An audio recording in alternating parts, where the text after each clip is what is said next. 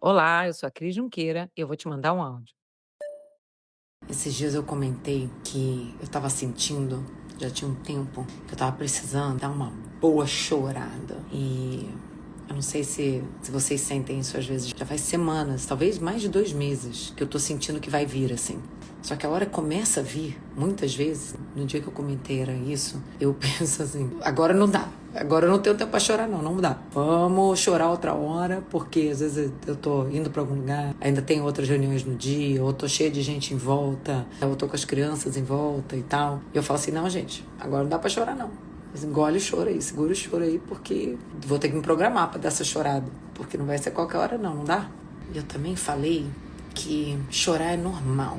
Ainda mais a gente que é mulher, que é mãe, que trabalha, que tem um monte de coisa sobre a nossa responsabilidade. É trabalho, é filho, é casamento, é casa. Às vezes são outras coisas da família. Tanta coisa que pode estar acontecendo na nossa vida. E a gente está tentando se cuidar da saúde, cuidar de todo mundo que está em volta.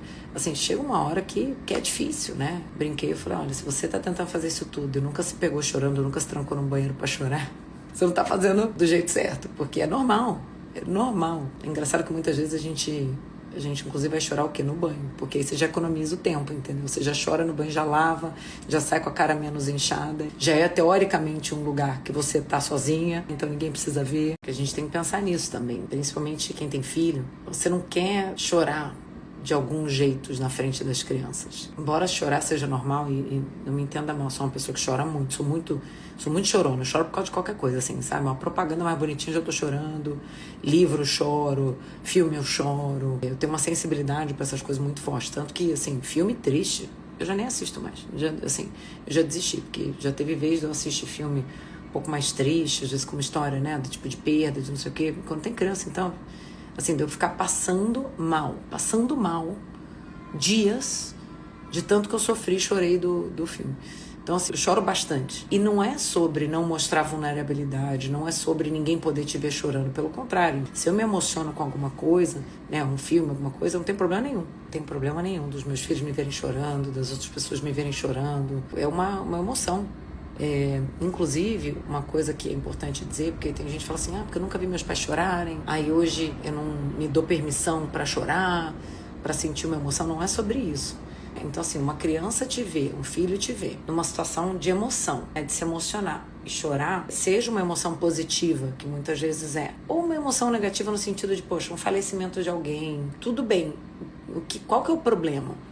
O problema é você se colocar numa situação de a criança sentir que ela precisa cuidar de você. É uma inversão de papéis. Ela te vê tão abalada, tão descontrolada, sem ver o motivo que tá levando aquele choro. Porque muitas vezes essa angústia que a gente tem, por exemplo, no meu caso, é um acúmulo de coisas que eu tô sentindo, que eu tô vivendo, que eu não tenho como explicar para uma criança.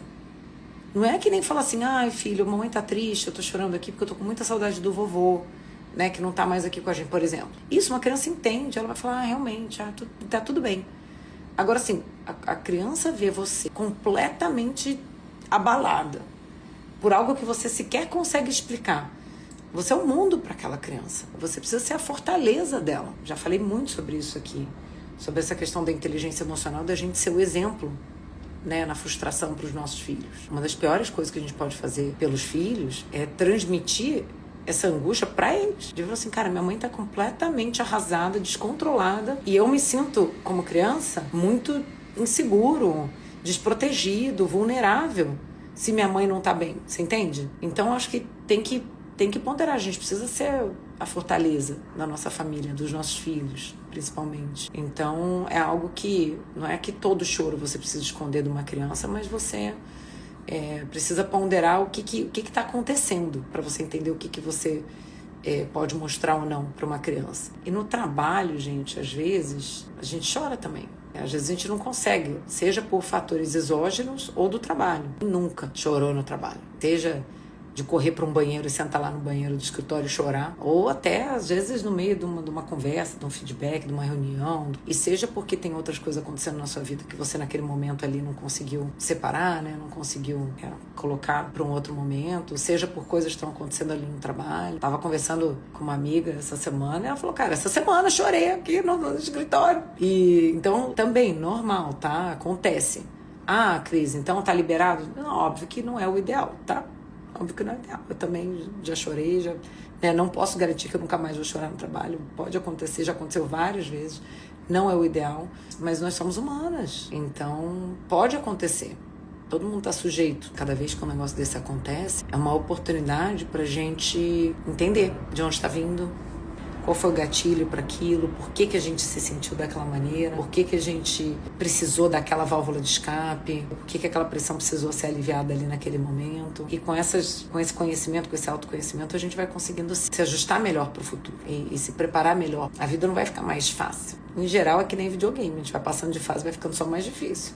Né? A gente é que vai ficando mais forte. A gente é que vai aprendendo como que a gente lida com aquilo. A gente é que vai saindo do outro lado da dificuldade, do outro lado da frustração, e a gente vê que a gente sobreviveu, né? Que doeu, mas que passou. De ver que a gente não morreu, que muitas vezes teve outros benefícios que vieram daquela situação difícil. Outra coisa que eu já falei aqui, sofrer é muito ruim, mas ter sofrido é muito bom, porque sempre a gente pode aprender alguma coisa com o sofrimento. Então, é isso. Chorar acontece, faz parte. Às vezes a gente precisa, normalmente, pensar como, quando, onde vai importar, mas não ache que vocês estão sozinhas quando dá essa coisa de precisar chorar, porque se você está tentando fazer um monte de coisa e você não está sentindo isso de vez em quando, tá errado.